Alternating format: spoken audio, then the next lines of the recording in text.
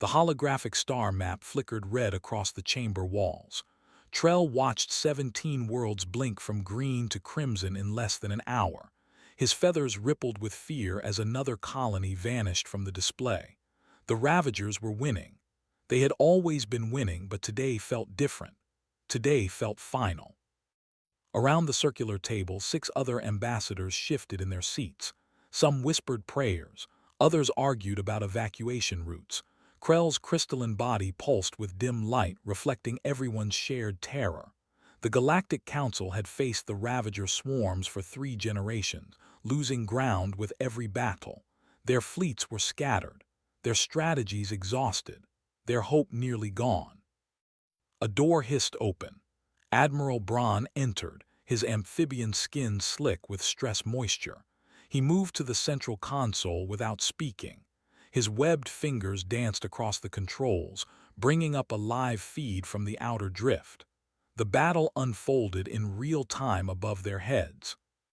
Council ships exploded in silence. The vacuum of space swallowed their final moments. Ravager vessels swarmed like insects, their chitinous hulls reflecting the light of dying stars. 300 enemy warships surrounded what remained of the defensive fleet. 70 Council vessels fought back, but their weapons barely scratched the Ravager armor. The numbers told the story. This fight would end in minutes. Trell felt his chest tighten. Beyond those ships lay the colony worlds. Billions of lives depended on that thin line of defenders. When that line broke, nothing would stop the Ravagers from sweeping through Council space like wildfire through dry grass. He had children on one of those worlds. Grandchildren, too. They sent him messages every cycle, asking when the war would end. He never knew what to tell them. A junior technician named Pym rushed to Braun's side. The young observer's antenna quivered as he pointed at a secondary screen. Braun's eyes widened. He enlarged the display, and suddenly everyone in the chamber leaned forward. Unknown contacts, dozens of them. Massive energy signatures appearing at the edge of the battlefield. Ships dropping out of faster-than-light travel in perfect formation. Their designs matched nothing in the Council databases. Sharp angles, smooth curves, hull plating that seemed to absorb light rather than reflect it. 27 vessels arranged in a pattern that suggested military precision. Trell's translator earpiece crackled, static. Then words in broken galactic standard, the accent strange and lilting. Council forces, this is Commander Reed of the Earth Expeditionary Fleet. We picked up your distress beacon. Do you need assistance? Earth, the word meant nothing to Trell. He searched his memory for any species called Earthers or Earthlings. Nothing. His database contained information on 14,000 known civilizations, none from a place called Earth. Krell spoke first, his voice like glass chimes. Unknown vessels, identify your origin and intentions. This is a restricted combat zone. The response came quickly. We're from Earth. Sector 447J in your charts, I think. We're still figuring out your navigation system. As for intentions, well, you're getting torn apart down there. Thought we'd help. Braun pulled up sensor data on the unknown fleet. The readings made no sense. Power output exceeded anything Council technology could produce. The smallest ship generated enough energy to run a mid-sized city. The largest read like a contained star. Weapon signatures registered as modified industrial equipment, not military-grade hardware. Yet the targeting systems showed sophistication beyond Council understanding. On the holographic display, the Earth fleet moved forward. They accelerated toward the Ravager Armada with casual confidence. Trell felt his heart's hammering. These strangers were either incredibly brave or completely insane. 27 ships against 300. The mathematics spelled doom. The Ravagers noticed the newcomers.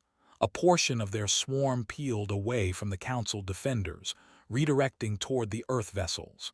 100 Ravager warships turned as one, their formation perfect, their intent clear.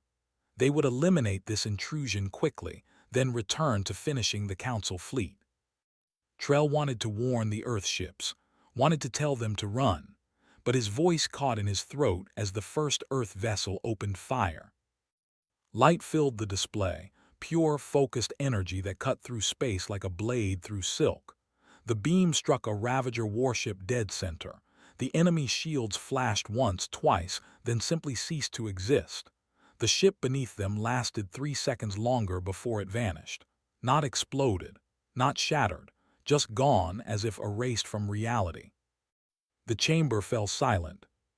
6 more Earthships fired. 6 more Ravager vessels disappeared. The remaining enemies scattered, breaking their perfect formation for the first time in recorded history. They fired back, their plasma weapons painting space with green fire.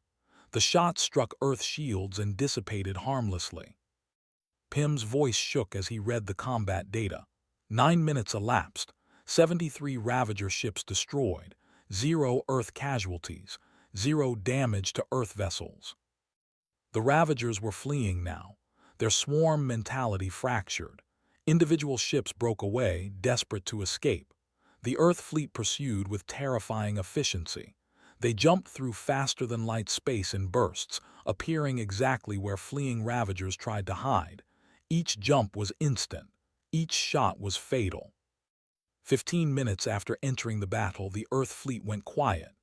The outer drift contained only wreckage and survivors. Council survivors. Every Ravager was gone. Trell's translator crackled again. Commander Reed's voice sounded almost cheerful.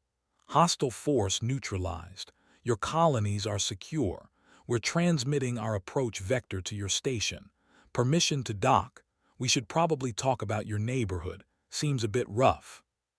The holographic display shifted. The Earth fleet turned toward Meridian Point, toward the council chamber, toward them. Braun looked at Trell. Krell looked at both of them. Around the table, 6 ambassadors struggled with the same realization. These strangers had just accomplished in 15 minutes what the council couldn't do in 3 generations. They wielded power that defied understanding. They spoke casually about erasing armies. And now they were coming here. Trell's feathers stood on end. Relief and terror fought for control of his thoughts. They were saved. But by what? By whom? What kind of civilization could do this? What kind of beings possessed such terrible strength yet spoke so gently? He approved the docking request with trembling fingers. Whatever happened next would change everything. The council had sought salvation for so long. Now it had arrived, wearing a face they couldn't recognize and speaking words they barely understood.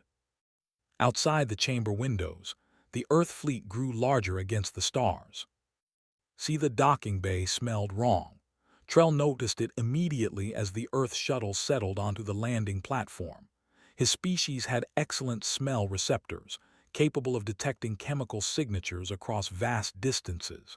Most alien vessels carried traces of their home atmosphere: methane for the Tide Collective, sulfur compounds for the volcanic dwellers, nitrogen-heavy mixes for the majority of oxygen breathers. This shuttle carried all of them, and more. The atmospheric analyzer beside him went wild, detecting oxygen, nitrogen, carbon dioxide, trace amounts of noble gases, and compounds it couldn't identify. Whatever these Earthers breathed, they had built their ship to handle everything. The shuttle door opened with a pneumatic hiss. 5 figures emerged, walking down the ramp with easy strides. They were bipedal, roughly Trell's height, covered in thin fabric rather than natural armor or environmental suits. Their skin varied in shade from pale tan to deep brown. Hair sprouted from their heads in different colors and styles. 2 had it long, 3 kept it short. The one in front, a female with dark skin and close-cropped hair, smiled. Her teeth were flat in front but sharp toward the back. A predator's compromise. She raised one hand, palm forward, in what must be a greeting gesture. "Commander Reed," she said. "These are my crew: Dr. Walsh, Engineer Briggs, Navigator Diaz, and Specialist Owen." Trell returned the gesture awkwardly. "Ambassador Trell, welcome to Meridian Point. The Council is grateful for your intervention." Reed's smile widened. Happy to help. Your distress signal was pretty clear. Seemed like you needed someone to even the odds. Bron stepped forward, his gills fluttering. You did more than even them. You eliminated an entire Ravager battle group in minutes. Your weapons technology is beyond anything we've encountered. The human called Briggs laughed. He was stocky, built like a load-bearing structure with red hair and pale skin dotted with small brown spots. Weapons. Those were mining lasers. We use them to cut asteroids for mineral extraction. The railguns are cargo launchers. We just pointed them at different targets. Silence fell across the docking bay. Pym, standing beside his monitoring station, made a small choking sound.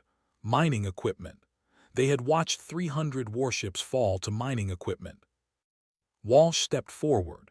She was tall and thin, with skin the color of sand and hair pulled back in a tight arrangement.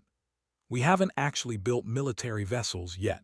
Everything in the fleet is refitted civilian ships, colony transports, industrial haulers, science vessels. We modified them when we left Earth, just in case we ran into trouble. Krell materialized from the shadows, his crystalline body refracting the bay lights into rainbow patterns. Just in case, you anticipated combat. Owen, the youngest human, shrugged. She had dark hair and olive skin, with something green tattooed on her exposed forearm. Where we come from, you always prepare for trouble. Better to have tools and not need them than the other way around. Trell gestured toward the interior corridor. Perhaps we should continue this conversation in more comfortable surroundings. The council chamber has been prepared for formal introductions. The humans followed. Trell noticed they moved with perfect balance despite the station's higher gravity.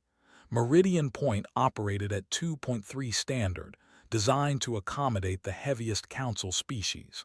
Most visitors struggled with the increased weight. The Earthers walked as if nothing had changed. Diaz, a shorter human with bronze skin and black hair, glanced around the corridor with obvious interest. Nice station, good structural integrity, though you might want to reinforce the outer pylons. We noticed some stress fractures during our approach scan. Braun nearly stumbled. You scanned our station. Habit, Diaz replied. Navigator training. We assess everything we approach. Your weak points are concentrated in sections 7, 12, and 21. Probably micro-impacts from debris over time, fixable with standard composite patches. They reached the council chamber. The 7 ambassadors stood in a semicircle, arranged by species hierarchy. Trell made formal introductions, naming each representative and their civilization. The humans listened politely, though Reed's eyes kept tracking to the holographic displays still showing aftermath data from the battle. Walsh moved to one of the medical scanners along the wall, the kind used for quarantine screening. She examined it with professional interest. Basic vital sign monitoring, effective for standard biology, though I notice it caps out at 3 heart chambers. Do any of your species have more? No, Trell said. 3 is the maximum we've encountered. Why? Walsh tapped her chest. Humans have 4, 2-chamber system working in tandem, redundant circulation. Most of our major organs have backup systems. Pym's antenna quivered. Backup organs. That's incredibly inefficient from an evolutionary standpoint. Not where we're from, Owen said. She pulled up something on a portable device, projecting an image of a blue and green planet into the air. Earth, Class 12 Death World, according to your classification system. Trell felt his feathers go rigid. Class 12? That's impossible. The scale only goes to Class 8. Class 8 worlds are considered uninhabitable. Too many natural disasters, too many predators, too many environmental extremes. Reed nodded. Yeah, that sounds like Earth. We've got all of that and more. Hurricanes that level cities, earthquakes that reshape continents, volcanic eruptions that block out the sun for years, temperature swings from freezing to boiling, and the wildlife. Let's just say we learn to run fast and think faster. Briggs pulled up another image. A massive creature with scales and teeth filled the projection. This is a crocodile, predatory reptile. Survived every extinction event for 200 million years. Bite force of 16,000 newtons. We swim in the same rivers they do. Sometimes, Owen added, we wrestle them for fun. Krell's light dimmed. For recreation, you engage apex predators recreationally. Some people do, Diaz said. Others climb mountains without safety equipment, or jump from aircraft for entertainment, or dive to ocean depths that would crush most council species. We're kind of adrenaline dependent. Walsh brought up medical data. Our immune systems fight constant war against viral evolution. Our bones break and heal stronger. Our muscles tear and rebuild denser. Pain is a teaching tool. Fear is a survival instinct we learn to manage. We're built for a world that tried very hard to kill us. So we built tools that hit back, Briggs said simply. The chamber remained quiet. Trell tried to process what he was hearing. These beings came from a nightmare world. They evolved under conditions that would exterminate most council species within days. Their civilian equipment outperformed military-grade weapons. Their bodies carried redundancy protocols like emergency systems. And they were offering to help. Braun asked the question everyone was thinking, what do you want from us? Reed's expression softened. Information mostly, navigation charts, diplomatic contacts, cultural exchange protocols. We're new to this region of space. We don't know the politics, the territories, the customs. We don't want to step on any toes. Or tentacles, Owen added, or pseudopods, whatever. In return, Reed continued, we offer mutual defense. You've got a Ravager problem. We can help with that. Not by conquering them, not by occupying territory, just by making sure they understand bullying has consequences. Alarm klaxons shattered the moment. Red lights flashed throughout the chamber. Pym rushed to a console, his face draining of color. Incoming fleet. Ravager signature. Twice the size of the force you destroyed. 600 vessels, heading directly for Meridian Point. Reed turned to her crew. They exchanged glances. Some unspoken communication passed between them. Then she looked back at the council. Mind if we handle this one too? Space outside Meridian Point filled with ships. 600 Ravager vessels emerged from faster-than-light travel in a coordinated swarm. Their hulls gleamed dark green under the station lights. Each one bristled with weapons. Each one carried enough firepower to level a city. Inside the council chamber, Krell's crystalline body pulsed with panic. They learned nothing from the first battle. They're still coming. Not learned, Trell corrected, watching the tactical display. Adapted, look at their formation. The Ravagers weren't clustering as before. They spread out across 3 dimensions, creating a sphere of ships around the station. No concentrated target, no easy firing solutions. They were learning. Reed studied the display with professional interest. Smart.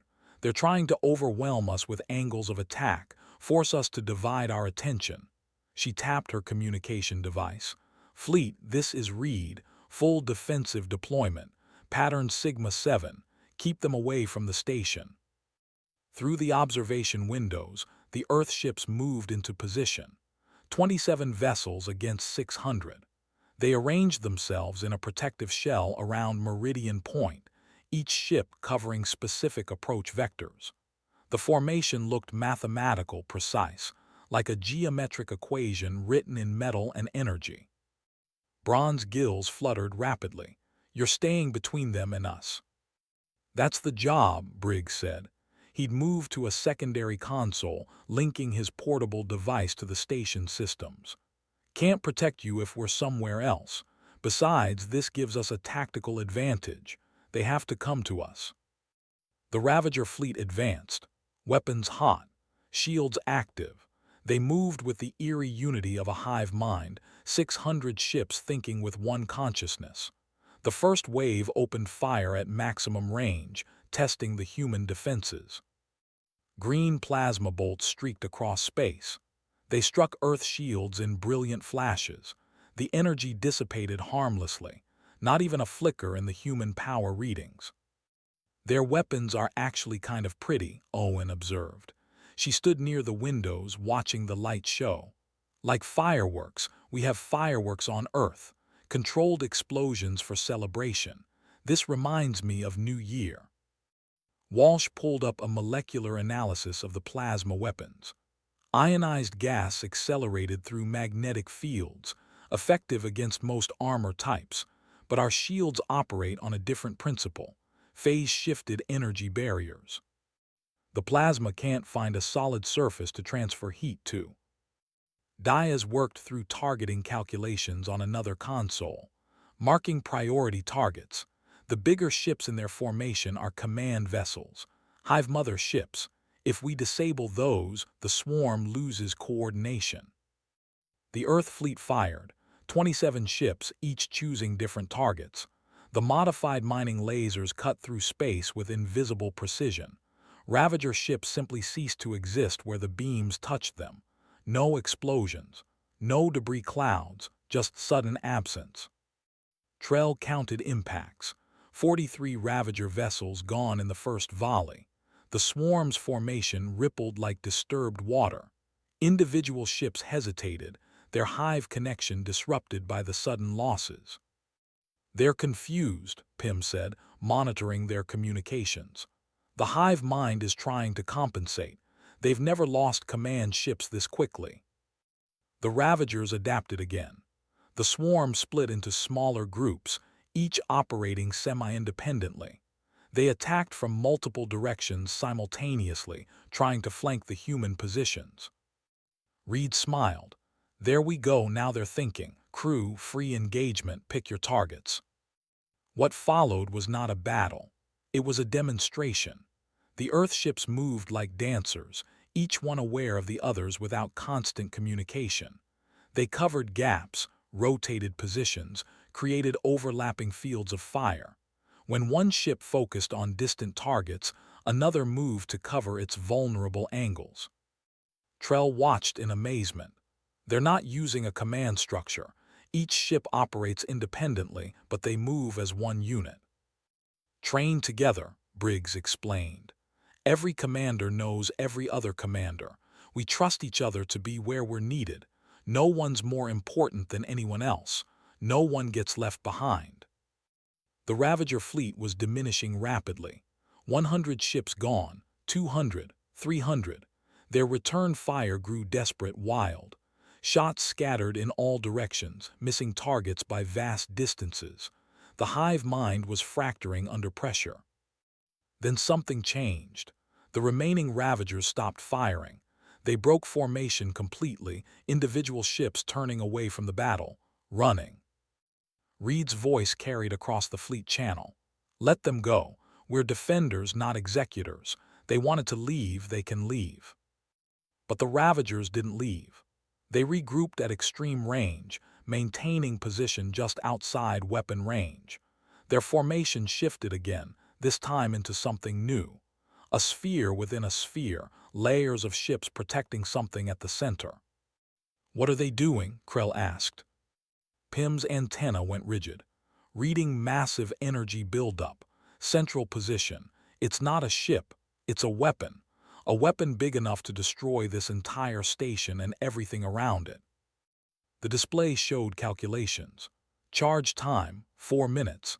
Blast radius, enough to vaporize Meridian Point and the entire Earth fleet. Bron's skin went pale green. "They're willing to sacrifice their remaining ships just to eliminate us, all of us." Walsh's fingers flew across her console, analyzing the energy signature. It's a compressed fusion device, basically a portable star that they're about to let explode. The surrounding ships are containment vessels keeping it stable until detonation. Reed studied the tactical situation. Her crew waited silently, watching her. Trell realized they were following her lead without question, even facing annihilation. "How long would it take to evacuate the station?" Reed asked. 40 minutes, Trell said quietly.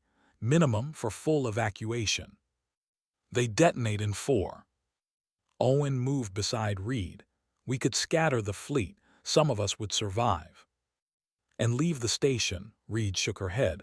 That's not who we are. Diaz spoke up. Concentrated fire might breach their containment early, detonate the weapon while it's still in their formation. Killing all of them, Briggs added. 400 ships, thousands of Ravager lives. Silence filled the chamber. Outside, the weapon continued charging. The countdown continued. 3 minutes, 30 seconds. Reed looked at Trell. Are there Ravager civilians, families, non-combatants somewhere? Yes, Trell said. Their home colonies are mostly workers and young. Only a fraction of their population serves in the military swarms. Then we don't kill the swarm. Reed's voice was firm. We find another way. Walsh laughed suddenly. I have an idea, it's crazy, but it might work. Those are the best kind, Owen said. Walsh explained quickly. The fusion weapon relied on containment fields. Those fields operated on specific frequencies. If they could match those frequencies and amplify them, they could force premature detonation before the weapon reached critical mass. A small explosion instead of a system killer. But we'd need perfect synchronization, Diaz said. All 27 ships firing at exactly the same microsecond. Briggs was already running calculations. We can do it.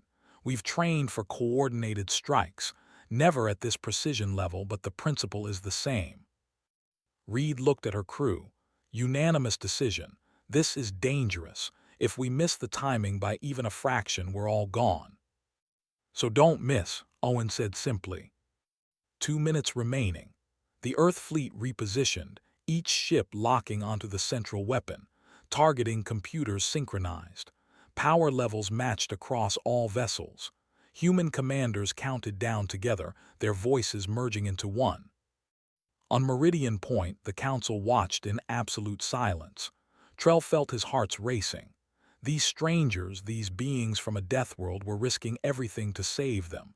Not because they had to, because they chose to. Mark, Reed said, fire. 27 beams struck as one. The fusion weapon's containment fields shrieked, frequencies clashing. The compressed star inside lost stability. It detonated, but small, controlled, exactly as Walsh predicted. The explosion consumed only the ships directly surrounding it, a flash of light in the darkness. Then silence. The remaining Ravagers scattered, fleeing into faster-than-light jumps. The Earth fleet held position, shields still active, weapons still hot. Reed's voice came through clearly. Meridian Point, you're secure. Station damage minimal. All Earth vessels reporting green status. We're maintaining defensive perimeter until you confirm the threat has passed. Trell's translator couldn't capture the emotion in his voice when he replied. Confirmed, Commander. The threat has passed, thanks to you. Around the table, 6 other ambassadors began to realize what this meant. These humans weren't just powerful. They were principled. They chose the harder path to minimize casualties. They risked themselves for strangers. Krell's light brightened. Perhaps, he said slowly, we should discuss that alliance more seriously. Reed smiled through the communication link. We'd like that. The conference room felt different this time. Before, tension and fear dominated every conversation. Now something else filled the space. Hope, maybe, or possibility. Trell watched the human crew settle into seats designed for species twice their size, adjusting without complaint. Reed placed a small device on the table. It projected a 3-dimensional map of local space, showing Council territory, Ravager holdings, and the vast unknown regions beyond. We've been analyzing your situation. The Ravagers aren't your biggest problem. Krell's light flickered. They've been attacking us for 3 generations. Exactly, Walsh said. 3 generations of constant warfare, but they never commit fully, never push for total conquest. They raid, they harass, they occupy fringe worlds, but they don't finish the job. Why? Bronze gills stilled. We assumed they were building strength, waiting for the right moment. Owen shook her head. Predators don't wait 3 generations. That's not hunting behavior. That's defensive behavior. They're keeping you weak but not destroying you. That means they're worried about something else, something bigger. Diaz expanded the map, highlighting regions beyond Ravager space. We've been scanning long range. There are energy signatures out there. Big ones, dormant but not dead, like something sleeping. The Dominion, Trell whispered. Around the table, every council member tensed. But that's impossible. The Dominion fell 1,000 years ago. Tell me about them, Reed said. Pym pulled up historical records. Ancient battle footage played above the table. Massive ships with curved hulls and ornate armor. Weapons that turned planets to ash. An empire that claimed ownership of everything they could see. They ruled through fear, Trell explained. Demanded tribute from every civilization they encountered. Those who refused were eliminated. Those who obeyed were stripped of resources, autonomy, dignity. The war to overthrow them nearly destroyed the Council. When their last fleet vanished, we thought they'd been wiped out. Briggs studied the ship designs. They weren't wiped out, they retreated, probably to rebuild, rethink strategy. 1,000 years is nothing to an empire, that's just a planning period. Walsh examined the energy signatures Diaz had found. These match the power output of Dominion technology, multiple sources, all in the same region. They're out there and they're still active. Reed leaned back in her chair. The Ravagers know this. They're keeping the Council weak so when the Dominion returns, there's no unified resistance. The Ravagers probably have some kind of arrangement. Serve the Dominion or at least don't oppose them. The implications settled over the room like a heavy blanket. Krell spoke first, his voice tight. If the Dominion returns, we cannot stop them. We barely survived the First War with every species united. Now we're fractured, exhausted, depleted. Now you have us, Owen said. 5 humans and 27 ships. Braun's laugh was bitter. Against an empire that controlled half the galaxy. For now, Reed corrected. Earth's still building. More ships, more crews, more of everything. We left early because we wanted to explore, but we're not alone. Our home system has 11 colonies, 3 major construction yards, and a population that really doesn't like bullies. Briggs pulled up specifications. Our current fleet is civilian retrofits. Actual military vessels are in production. Proper warships designed from the ground up for combat. We're talking shield generators that can withstand stellar radiation, weapons that can crack moons, engines that can outrun light by factors of 10. Give us 6 months, we'll have 60 ships. Give us a year, we'll have 200. Walsh added, plus we're fast learners. Show us your technology, we'll understand it.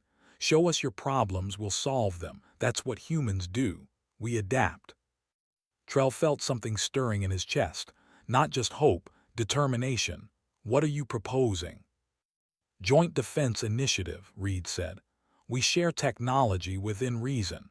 You teach us about the political landscape, the species, the customs. We provide military support and technical assistance.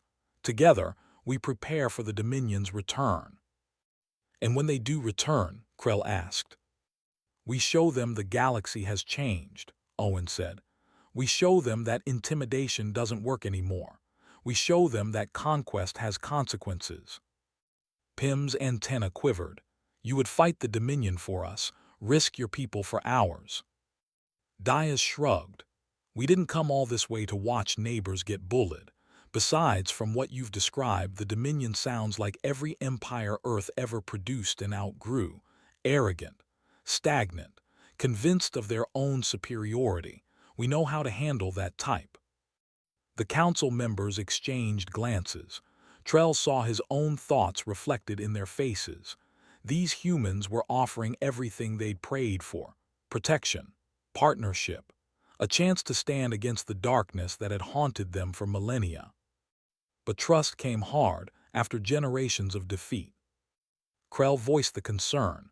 Why would you do this for strangers? What do you gain? Reed was quiet for a moment.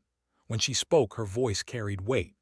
Earth spent most of its history divided, nations fighting nations, tribes fighting tribes, people fighting over resources, territory, ideology, skin color, belief systems. We nearly destroyed ourselves, multiple times. Nuclear weapons, biological warfare, environmental collapse. We came so close to extinction that you could measure it in minutes. Walsh continued the story. What saved us was simple. We looked up, saw the stars, realized we were one small planet in an infinite universe, realized our differences were tiny compared to what we shared, realized that fighting each other was the dumbest thing we could possibly do when there was so much to explore together. We united, Briggs said. Not perfectly, not easily, but we united. And we promised ourselves we wouldn't forget the lesson. We wouldn't become what we escaped from. Owen leaned forward. You're being bullied by the Ravagers because the Dominion wants you weak. The Dominion wants to come back and rule through fear. We've been on both sides of that story. We've been the bullied and the bully. We know where it leads. Nowhere good. So we made a choice, Reed finished. Out here beyond Earth, we're not going to repeat our mistakes. We're going to be what we always wanted to be. Explorers, helpers, friends. The kind of neighbors we wished we'd had when we needed them. Trell looked around the table, saw Bron's gills settling into a calm rhythm, saw Krell's light strengthening, saw 6 ambassadors sitting straighter, breathing easier. The council will need to vote, he said formally. But speaking personally, I believe this alliance would benefit us all. Alarms shrieked, again. Pym rushed to his console, but this time his face showed confusion rather than fear. Ships approaching. Not Ravager, not human. The identification codes are ancient. They're using Dominion protocols. The main display activated.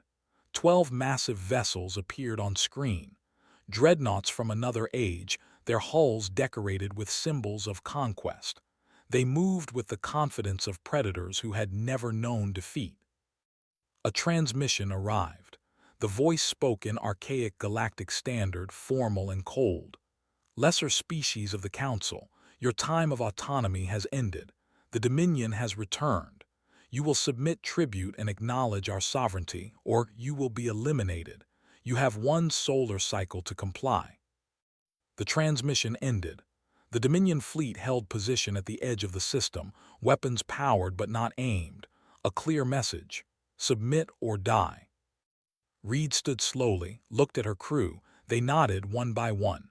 She turned to the council. I think, she said calmly, that solar cycle just got a lot shorter. Want us to introduce ourselves to your old friends? Trell's feathers rose, not in fear and defiance.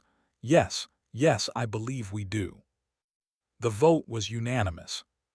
The Dominion dreadnoughts hung in space like monuments to old power.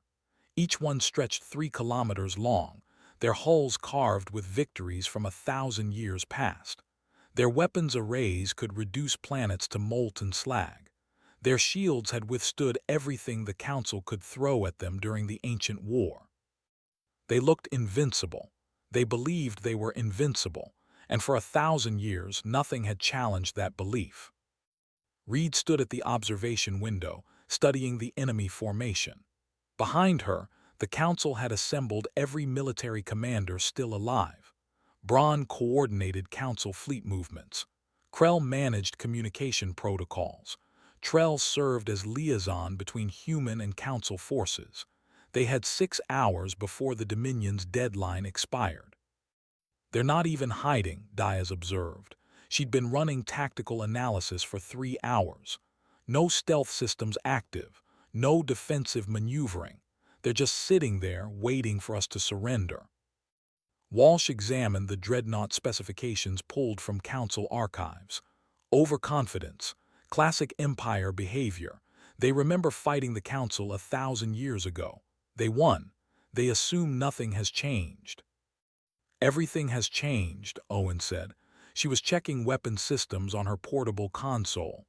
They've been sleeping while the galaxy evolved.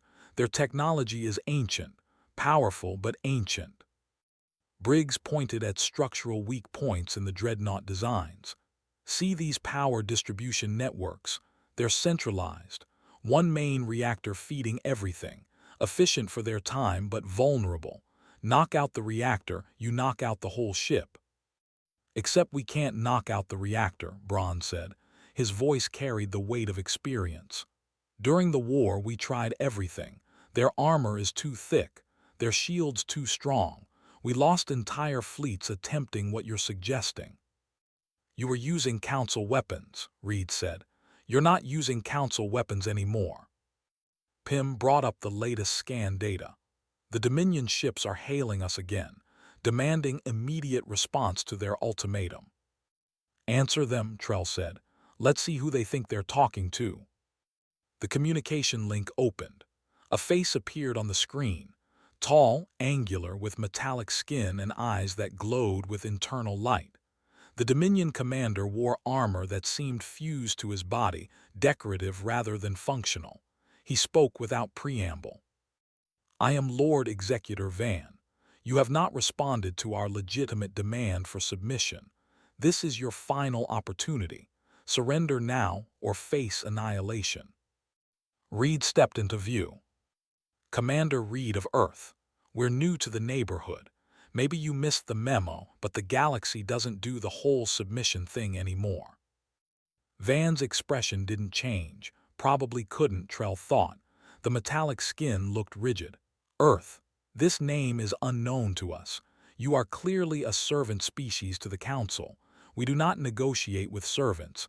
Withdraw or be destroyed with your masters. Servant species, Owen laughed from off-screen. That's a new one. Reed's smile was polite but cold. We don't serve anyone, Executor. We're here by choice, and we choose to tell you that your Empire days are over. Turn your ships around, go home, and we'll pretend this conversation never happened. Van's glow intensified. Insolence. Your species will be made an example. When the Council worlds burn, we will ensure Earth burns brightest. The transmission cut. Trell's translator struggled with the human phrase Owen muttered, but he caught enough to understand it wasn't complimentary. Well, Reed said, diplomacy attempted. Now we do it the other way. The combined fleet assembled. 27 Earth ships took point positions. 40 Council vessels formed support wings. Against 12 Dominion dreadnoughts, the numbers looked almost even. The tonnage was not. Each dreadnought outmassed 10 Council ships. Walsh distributed targeting packages. Primary targets are the reactor shielding points. We've identified the exact frequencies their shields operate on.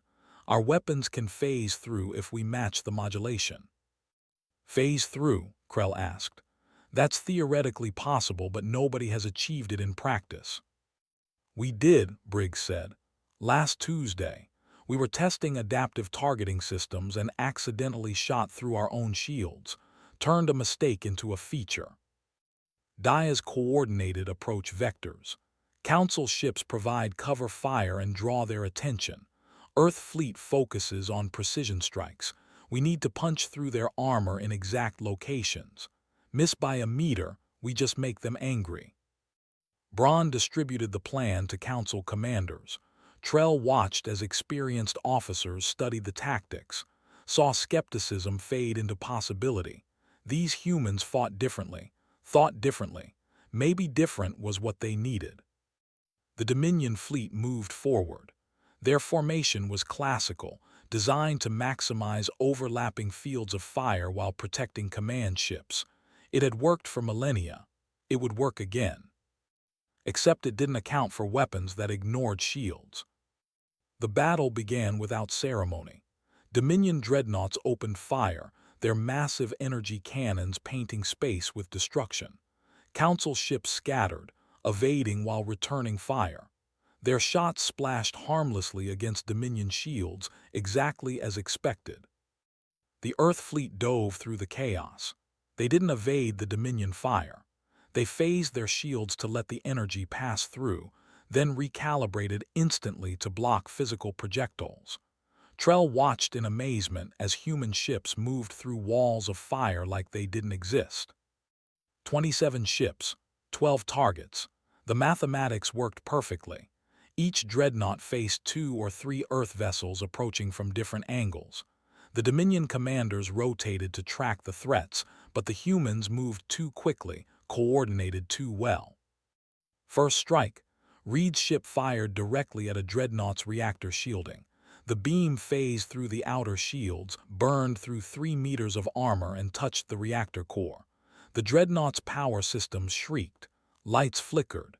Shields collapsed. Council ships immediately concentrated fire on the vulnerable target. Without shields, the ancient armor couldn't stand against modern weapons. The first dreadnought died in a cascade of secondary explosions. Van's voice screamed across all frequencies. "Impossible! Our shields are impenetrable." "We're impenetrable," Owen corrected. Her ship eliminated a second dreadnought's shields. Past tense. The Dominion formation broke. Individual ships tried to retreat, but Earth vessels pursued. One by one, the dreadnoughts lost power. Some surrendered. Some fought until their systems failed completely. Within 40 minutes, all 12 were disabled or destroyed. The remaining Dominion crews evacuated in escape pods. Council ships collected them, following agreed-upon protocol. No executions, no revenge, just prisoners who would face justice. Reed opened a channel to what remained of the Dominion command structure. "Lord Executor Van, your fleet is gone. Your empire is finished. Tell whoever sent you that the galaxy has moved on. Tell them that bullies aren't welcome anymore. Tell them humans don't kneel and our friends don't either." Silence answered her, then Van's voice, quieter now, defeated. "What are you?" "We're what happens when a death world learns to cooperate instead of conquer," Reed said. "We're what you could have been if you'd chosen differently." The transmission ended. Around Trell, the council chamber erupted in voices. Celebration, relief, disbelief. For the first time in 1,000 years, they'd won a decisive victory against the nightmare that haunted their history. Krell's light blazed bright. "We did it, we actually did it." "You did it," Braun corrected, looking at the human crew. "We provided support. You provided the victory." Reed shook her head. "We provided new tools. You provided the courage to use them. That's partnership. That's what alliance means." Trell felt his heart swelling. "What happens now?" "Now we prepare," Walsh said. "The Dominion knows about us. They'll come back with more ships, better strategies. We need to be ready." "Now we build," Briggs added. "Upgrade council fleets, share technology, train together." "Now we explore," Diaz continued. "Map the galaxy, find other civilizations who need help." "Now we protect," Owen finished. "Make sure nobody has to face bullies alone." Reed looked at each council member in turn. "Now we show the galaxy what's possible when people work together instead of conquering each other. Sound good?" Trell's translator captured the emotion perfectly when he responded. "Yes, yes, that sounds very good indeed." 3 months changed everything. The council space that had lived in fear for generations now buzzed with construction, cooperation, and cautious optimism. Trell stood on the observation deck of the newly upgraded Meridian Point, watching ships move through the rebuilt docking bays. Human vessels came and went regularly now, not just the original 27 but dozens more. Construction ships, science vessels, diplomatic transports. Earth had committed to the alliance with characteristic intensity. Where humans went, change followed. Krell materialized beside him, body pulsing with steady light. The crystalline ambassador had grown comfortable around humans, even adopting some of their casual communication styles. "The morning shift looks busy." 17 council ships are receiving shield upgrades today, Trell said. "The human engineers work fast." "They work like everything might explode tomorrow," Krell observed. "Which, given recent events, is reasonable." Below, a mixed crew of humans and council species moved cargo containers. They worked together seamlessly now, communication flowing through translators and gestures. The barriers that seemed insurmountable 3 months ago had dissolved into routine cooperation. Walsh entered the observation deck, carrying a data tablet. Ambassador Trell thought you'd want to see this. The Ravagers sent another diplomatic message. Trell took the tablet. The message was brief, formal, and surprising. The Ravager Hive Queens requested a peace summit. They offered cessation of all hostilities, return of occupied territories, and reparations for damages inflicted. "They're terrified," Krell said, reading over Trell's shoulder. "The Dominion was their protection. Now that we've beaten the Dominion, they're vulnerable." Walsh nodded. Intelligence suggests internal conflict among the Hive Queens. Some want to fight, most want to survive. Fear is a powerful motivator. "Will the Council accept?" Trell asked. "That's your decision," Walsh said. "But Commander Reed suggests giving them a chance. According to her, everyone deserves an opportunity to choose peace over war." Trell thought about his grandchildren safe on their colony world, thought about 3 generations of war that could finally end. "I'll recommend acceptance, with conditions, verification protocols, gradual trust building. Humans have experience with that, I think." Walsh smiled. "More than you know. Earth spent centuries figuring out how former enemies become friends. We can help."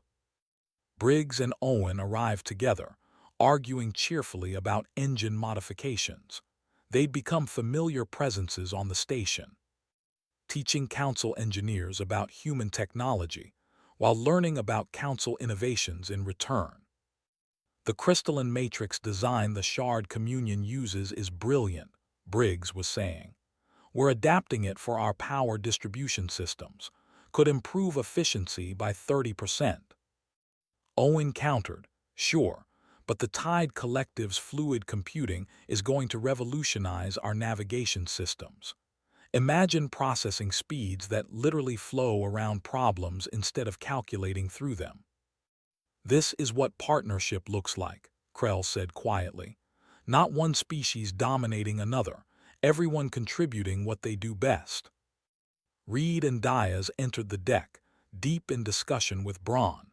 The Admiral had become Earth's primary military liaison, coordinating defense strategies across Council space. His expertise combined with human innovation produced results neither could achieve alone. "The patrol routes are working," Braun was explaining. "Joint Human Council teams covering the outer territories. Response time to any incident is under 2 hours now. Before, we were lucky to respond in 2 days." Diaz marked star systems on her portable display. "We've mapped 17 previously unexplored regions, found 3 civilizations that didn't know the Council existed. All of them are interested in diplomatic contact. None of them are interested in conquest." "The galaxy is bigger than we thought," Reed said, "and friendlier if you approach it right." Pym rushed onto the deck, his antenna quivering with excitement. "Ambassadors, you need to see this." Long-range sensors detected a signal. "It's coming from deep space, beyond any charted territory." He projected the signal analysis into the air. Complex patterns, mathematical sequences, clearly artificial. And embedded within the data, a simple message repeated in multiple languages including Galactic Standard and, surprisingly, Human English. "We heard your light in the darkness. We heard your stand against the old powers. We would speak with those who choose cooperation over conquest. Will you answer?" Silence fell across the observation deck. Trell felt his heart racing. Another civilization, reaching out, asking for contact instead of demanding submission. "It's from a sector we've never explored," Diaz said. "At least 6 months travel at current speeds." Owen grinned. "Good thing we just finished upgrading the long-range exploration ships." Reed looked at Trell. "This is your call, Ambassador, your space, your decision." Trell looked around the deck. saw humans and council species working together, saw what had been built from cooperation instead of domination, saw the future that was possible when fear gave way to hope. "We answer," he said firmly. "We tell them yes. We tell them the galaxy has room for everyone who comes in peace." Krell's light blazed. "I'll draft the response, something welcoming but appropriately cautious." "Make it friendly," Walsh suggested. "We've learned that friendly opens more doors than threatening." Braun nodded agreement and mentioned the Alliance. "Let them know they're not just talking to the Council or Earth, they're talking to all of us." The crew dispersed to their tasks, excitement replacing the tension that had defined Council space for so long. Trell remained at the observation window, watching ships move against the stars. Reed joined him, 2 cups of what humans called coffee in her hands. She'd learned that Trell's species could process the beverage, though they found it absurdly strong. She offered one anyway, a small ritual they'd developed. "Thank you," Trell said, accepting the cup. "For everything, for answering our distress call, for staying, for showing us what was possible." Reed sipped her own coffee. "We should thank you. Earth needed this. Needed to prove we could be better than our history. Needed to see if our ideals worked beyond our own species. You gave us that chance." "What happens now?" Trell asked. "After we contact this new civilization, after we finish upgrading the fleets, after everything stabilizes?" "We keep exploring," Reed said simply. "Keep learning, keep helping, keep building friendships across the stars. Earth sent us out here to discover what was possible. Turns out the answer is everything. Everything is possible when people work together." Below them, a human science vessel docked beside a Council diplomatic ship. Crews from both vessels met in the airlock, greeting each other like old colleagues. Different species, different backgrounds, same purpose. Trell raised his coffee cup in a gesture he'd learned from humans. "To partnership." Reed clinked her cup against his. "To friendship." Above them, the stars burned with infinite possibility. The galaxy was vast, full of wonders and dangers, ancient powers and new civilizations. But for the first time in generations, the Council didn't face it alone. For the first time in their history, humans had found neighbors worth protecting. And somewhere in the darkness between stars, other voices waited to be heard. Other hands waited to be clasped. Other stories waited to begin. The age of empires was ending. The age of alliance was beginning. And at the center of it all, on a station called Meridian Point, humans and Council species worked side by side, building tomorrow from the ashes of yesterday. Trell looked at the message from the unknown civilization, still repeating its hopeful question. "Will you answer?" Yes, he thought. Yes, we will, because that's what friends do. They answer when called, they help when needed, they stand together when threatened. And they never, ever give up on each other. The galaxy had changed, not because one species conquered the others, but because different species chose to lift each other up instead of tearing each other down. That, Trell realized, was the real victory, not the battles won or enemies defeated, but the simple, revolutionary choice to cooperate instead of compete, to protect instead of dominate, to build instead of destroy. Earth had shown them the way. Now they would walk it together into whatever future awaited among the stars. And it would be glorious.